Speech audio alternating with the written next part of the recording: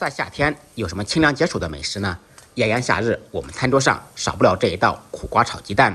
看似简单的一道家常菜，很多人都做不好吃。今天我来教你正确做法。苦瓜清脆爽口，鸡蛋鲜香不腥。首先准备2根从树上摘下来的苦瓜，清洗干净，一分为2，去掉瓜瓤，用勺子把里面刮干净，里面的一层白膜非常苦，一定要去除干净。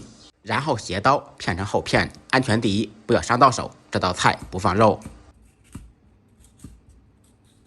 切好以后放入碗中备用。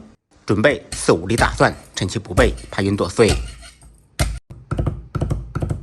再来少许葱花，切好以后一同放入碗中备用。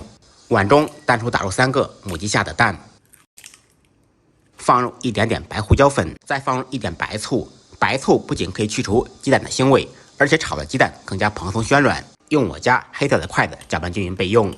炒苦瓜要想不太苦，碧绿不变色，我们可以先焯下水，锅中做水，放入1小勺盐，少许植物油。水开以后，下入切好的苦瓜焯水，在锅中不要煮的时间太久。再次将紧开锅时，苦瓜变成深绿色就可以了。然后捞出，焯水的苦瓜立马冲下凉水，这样苦瓜不变色，吃起来更脆爽。另起锅，锅烧空气，烧至冒烟以后，放入少许油，先用油热面锅的全身，把油彻底烧热。我们炒鸡蛋时，锅要热，油温要高，油稍微多一点，这样炒的鸡蛋更好吃。边炒边用勺子轻轻地推，使蛋液受热均匀，把鸡蛋怼成大块。鸡蛋的老嫩程度根据个人喜好。炒鸡蛋时先不要放盐，先放盐的话，鸡蛋容易吸收味道，炒出来会很咸。炒熟炒散以后盛出，控油备用。我个人感觉鸡蛋炒得稍微老一点，吃着比较香。另起锅放少许油，油热以后放入蒜末、葱花，爆出香味。